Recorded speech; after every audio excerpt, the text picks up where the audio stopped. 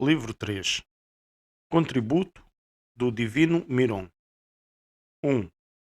O Miron, ao efetuar a participação na unção de Cristo, brinda o Espírito Santo e abate o muro que separa de Deus. O Miron eterno entra no tempo e na nossa história através do dom do Espírito ao Verbo feito carne. Aos que foram espiritualmente plasmados e gerados, obterão também uma energia adaptada a tal nascimento e um movimento correspondente. É justamente o que em nós a iniciação do Santíssimo Miron origina. Ela estimula em cada um as energias espirituais na medida da sua preparação para o mistério. Num esta, noutra aquela e noutro várias, de acordo com a disposição de cada um em relação ao mistério. Passa-se hoje com os que são iniciados o mesmo que acontecia nos primeiros tempos, quando as mãos dos apóstolos se estendiam sobre os que tinham sido batizados, logo que os apóstolos impunham as mãos sobre os iniciados, era-lhes dado o Espírito. Atos 8,17. Assim também agora, ao serem ungidos com Miron, desce sobre eles o Paraclito. Eis a prova.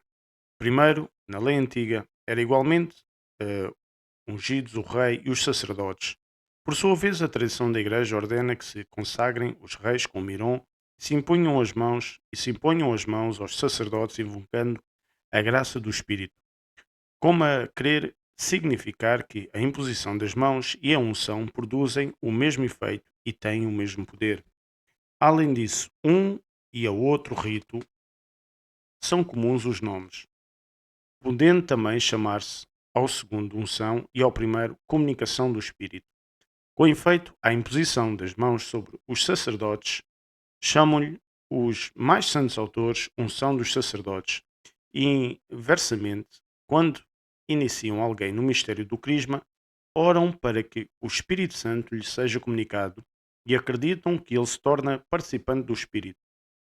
E para explicar aos iniciados o que é o mistério da iniciação, chamam-lhe também sigilo do dom do Espírito. E assim cantam ao conferir o Crisma. O próprio Senhor é Cristo, não por ter recebido o Miron derramado na sua fronte, mas mediante o Espírito Santo. De facto, por ter assumido a carne, tornou-se o receptáculo de toda a energia espiritual. Ele não é só Cristo, mas também Crisma. O teu nome é um Miron derramado. Cântico 1:3. Cristo desde o princípio, Crisma mais tarde.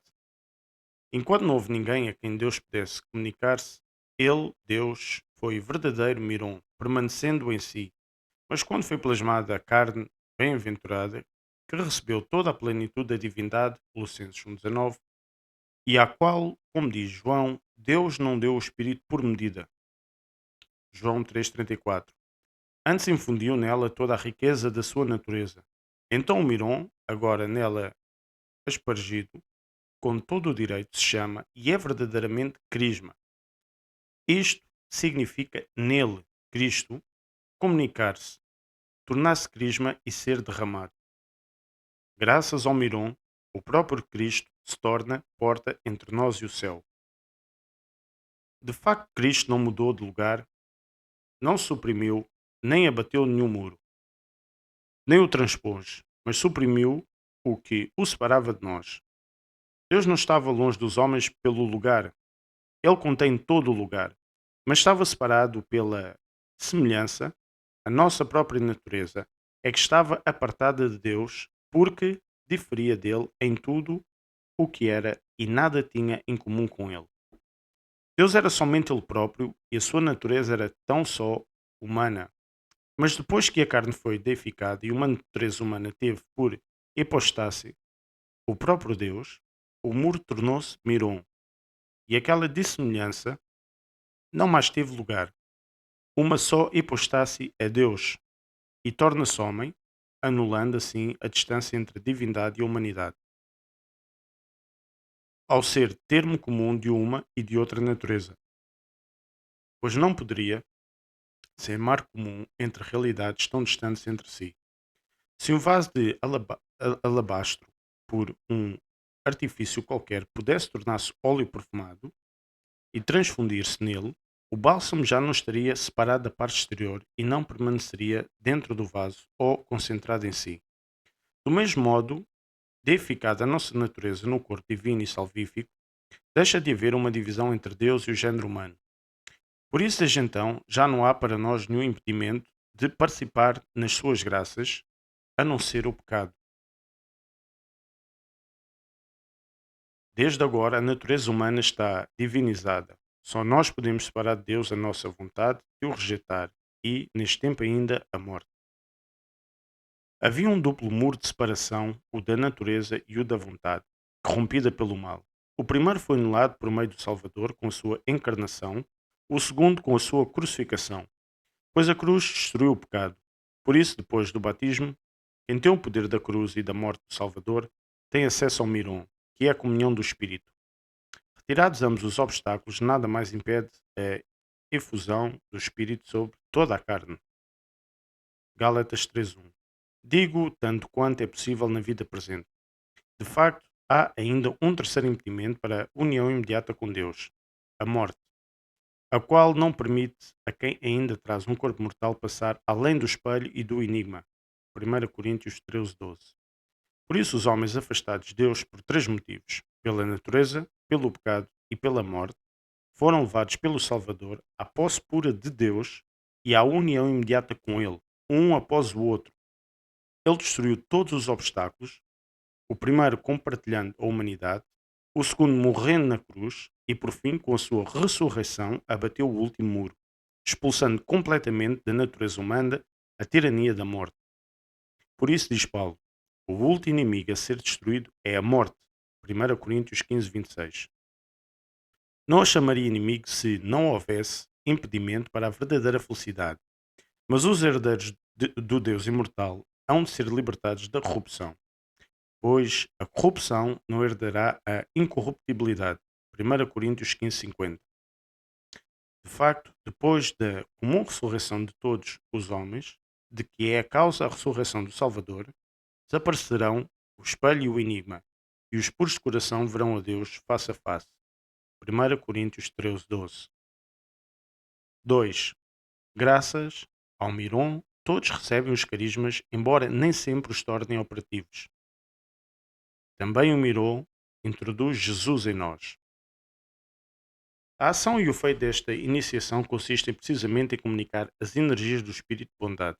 O Miron torna presente o Senhor Jesus, no qual reside toda a salvação dos homens. Atos 4:12. E a esperança de todos os bens. Dele nos vem toda a participação no Espírito Santo e por ele temos acesso ao Pai. A triade é, de facto, o artifício da regeneração dos homens, mas só o Verbo a efetuou realmente. Não só quando ao conviver com os homens, partilhava a sua vida e se oferecia, como diz Paulo, para tirar os pecados de muitos. Hebreus 14:28. Mas também, desde então para sempre, como acontece com a assunção da nossa natureza, pela qual o temos como advogado junto de Deus, 1 João 2:2, é Ele que purifica a nossa consciência das obras mortas, Hebreus 9:14, e que, por si mesmo, nos dá o Espírito. Nos primeiros tempos, este mistério comunicava aos batizados carismas de cura, de profecia, de línguas e outros semelhantes, 1 Coríntios 12:9 e seguintes, que eram para todos os homens uma clara manifestação do extraordinário poder de Cristo. Estes carismas eram necessários na época em que o cristianismo se implantava e a verdadeira fé estava ainda a consolidar-se. Também hoje e no século precedentes, tais carismas foram concedidos a alguns. Predisseram o futuro, expulsaram demónios, curaram doenças, só com a oração, não somente durante a sua vida, mas até depois. Os seus túmulos tinham ainda o mesmo poder, porque a energia do Espírito não abandona os corpos mortos dos bem-aventurados. Os carismas mais importantes: piedade, oração, amor. Todavia, o que o Miron comunica sempre aos cristãos é para e para o qual todos os tempos são oportunos é o carisma da piedade, da oração, de caridade, de domínio sobre si e de outros dons úteis para aqueles que os recebem. Se estes dons passam despercebidos aos olhos da maior parte dos cristãos, se estes não veem como é grande a virtude do mistério e se, como dizem os Atos dos Apóstolos, eles não sabem que há um Espírito Santo, Atos 19:2, porque no momento em que foram iniciados eram incapazes de perceber, porque receberam os mistérios antes da idade da razão, e por quando chegaram à idade de compreender já tinham enverdado pelo mau caminho e tinham cegado os olhos da alma. Não é menos verdade que o Espírito comunica estes dons aos que são crismados, distribuindo-os em particular a cada um como ele entende. 1 Coríntios 12:11. E o Senhor nunca deixa de os beneficiar. Ele que prometeu está sempre conosco. A iniciação do Miron não é conferida em vão. Assim como do banho sagrado recebemos a remissão dos pecados e da sagrada mesa, o corpo de Cristo. E estes dons não podem desaparecer enquanto vier manifestamente aquele que é a sua causa. De igual modo, é absolutamente necessário que os cristãos gozem do fruto do Santíssimo Miron e tenham parte nos dons do Espírito Santo. Seria lógico que, entre os ritos sagrados, uns fossem eficazes e outros completamente inúteis? Que em relação a uns se deva pensar, segundo a palavra de Paulo, que aquele que prometeu é fiel, Hebreus 10:23, e em relação ao outro que é duvidoso. Ou nada se dirá contra um dos mistérios, ou então dir-se-á contra todos os outros. Pois é o mesmo poder que em todos opera, e é a única imolação do único Cordeiro, a sua morte e o seu sangue, que confere a todos os mistérios da sua eficácia. O Miron permite-nos atuar para o bem acima da medida humana. É, pois, verdadeiramente dado o Espírito Santo a uns para que possam fazer bem ao seu próximo e, como escreve Paulo, para edificar a Igreja. 1 Coríntios 14:5. Falando da vida futura, ensinando os mistérios ou curando as doenças com uma palavra. A outros para que eles mesmos se tornem melhores, resplandecendo da piedade ou pela superabundância da temperança, da caridade ou da humildade. Com efeito, é possível ter domínio de si, à força de reflexão e de exercício, se dedicar à justiça, orar, amar e tornar-se zeloso de todas as outras virtudes. Mas é possível também, sob a moção de Deus, triunfar das paixões, amar os outros homens, praticar a justiça e dar prova de todas as formas de sabedoria.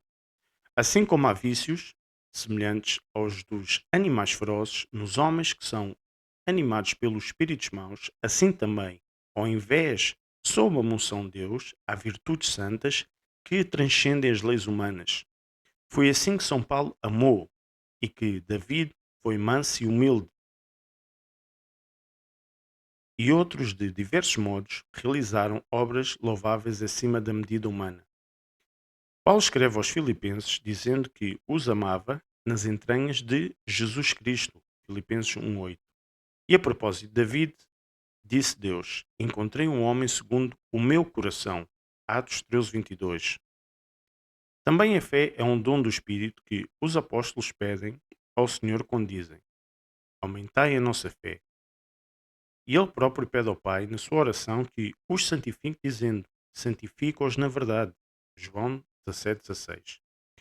É Deus que dá a oração a quem ora e o próprio Espírito intercede por nós com gemidos inefáveis. Romanos 8:26. Concedendo, penso eu, eficácia à oração. Em resumo, o Espírito Santo é um espírito de sabedoria, de inteligência, de conselho, de fortaleza, de piedade. E confere Isaías 1:2.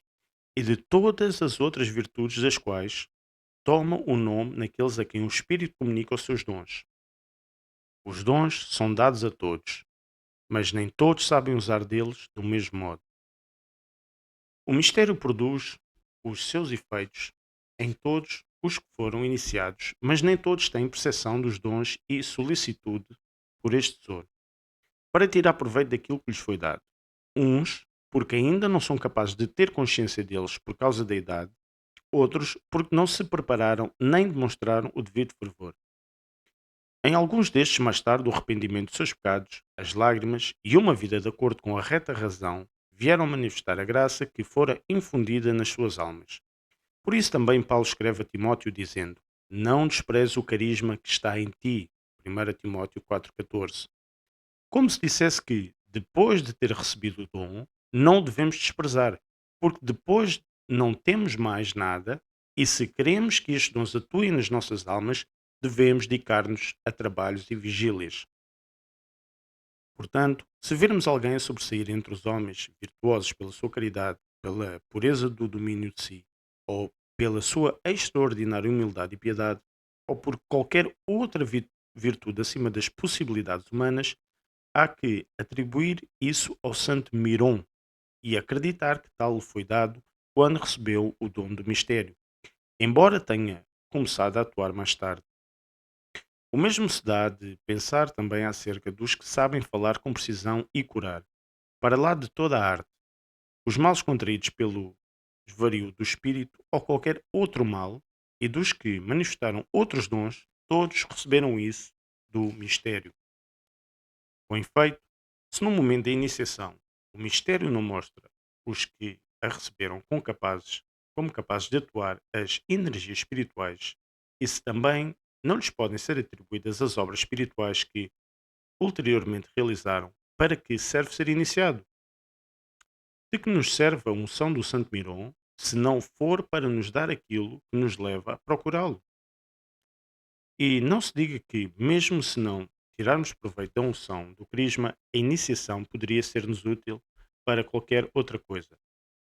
Se o que foi prometido, se aquilo a que tende todo o Crisma e que o celebrante solicita na sua oração, convencendo o homem que se Crisma de que em seguida o vai receber, se tudo isso não se esperar, então que vai receber qualquer outro bem. Mas se o mistério não é em vão, como não o é qualquer outro mistério cristão, como diz Paulo, não é vã a nossa pregação, não é vã a nossa fé. 1 Coríntios 15,14. Toda a atividade espiritual que se pode encontrar nos homens e pertence ao ciclo das graças deste mistério, se há de atribuir a estas orações e à santa unção. Em suma, nenhum bem foi concebido aos homens, uma vez reconciliados com Deus, que não tenha sido concedido por aquele que foi constituído para nós mediador entre Deus e os homens. Por isso, encontrar um mediador, tocá-lo, receber os seus benefícios, só nos pode ser concedido pelos mistérios. São eles que nos tornam cogêneres do seu sangue e nos fazem participantes das graças que ele obteve pela sua carne e pelos sofrimentos que suportou. 1 Pedro 4,13. São duas as coisas que unem a Deus e nas quais consiste toda a salvação dos homens, a saber, ser iniciados nos santíssimos mistérios e exercitar a nossa vontade para a virtude.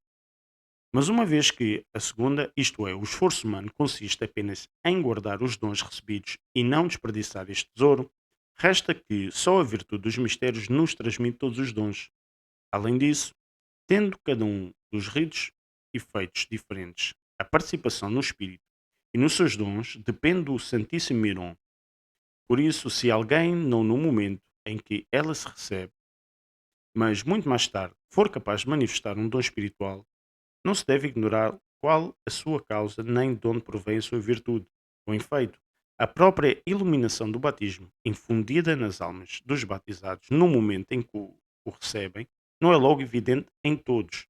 Em certos homens fervorosos, ela aparece após um certo tempo, quando, com muitos trabalhos, sofrimentos e amor por Cristo, purificaram os olhos da sua alma.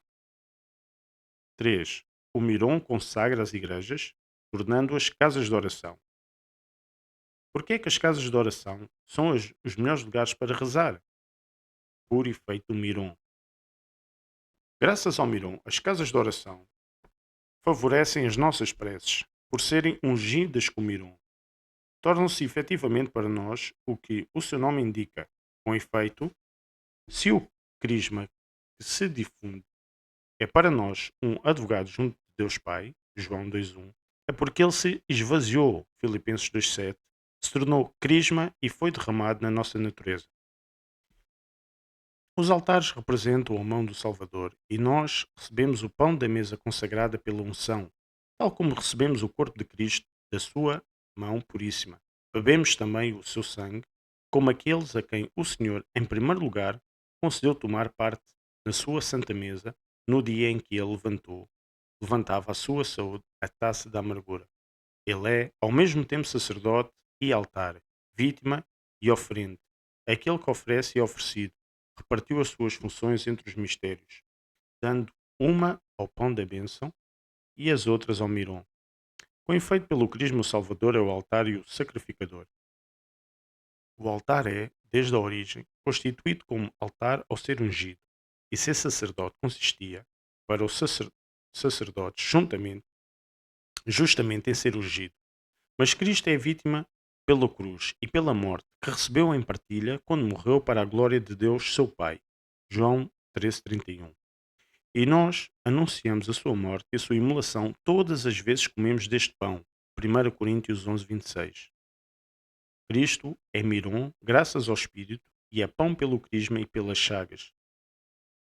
Cristo é, ademais, Miron e crisma em virtude do Espírito Santo. Por isso, enquanto Miron e crisma, podia cumprir as ações mais sagradas e consagrar, mas não podia ser consagrado nem padecer e sujeitar-se a qualquer ação. Tinha as funções do altar, do sacrificador, daquele que oferece, não daquele que é oferecido e sacrificado. Porque o altar, como se refere, consagra, e é o altar que consagra a oferenda, diz a Escritura, Mateus 23:19. Ele é pão, por causa da sua carne consagrada e edificada, que recebeu a unção e as chagas. Porque o pão que eu hei de dar é a minha carne, que eu darei, isto é, sacrificando-a para a vida do mundo. João 6:51. Por isso, com pão ele é oferecido, e com mirom ele oferece.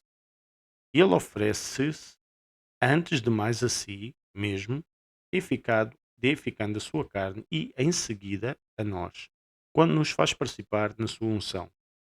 De tudo isto, Jacob deixou entrever o tipo, quando com óleo ungiu a pedra e a dedicou a Deus, oferecendo-a pelo próprio fato de a ungir. Gênesis 28:18. Ele simbolizava assim a carne do Salvador, a pedra angular. Efésios 2:20. Sobre o qual o verdadeiro Israel, o único Espírito que conhece o Pai, derramou o mirão da divindade, e também a nós, os filhos que das pedras ele fez surgir para Abraão. Mateus 3:9. Comunicando-nos o Santo Crisma. Pois o Espírito Santo que é derramado sobre os que são crismados é, além do mais, um espírito de adoção e dá testemunho ao nosso espírito de que somos filhos de Deus, clamando em nossos corações: Abba, Pai. Romanos 8:15. Tal é a ajuda que o Santíssimo Miron oferece aos que querem viver em Cristo.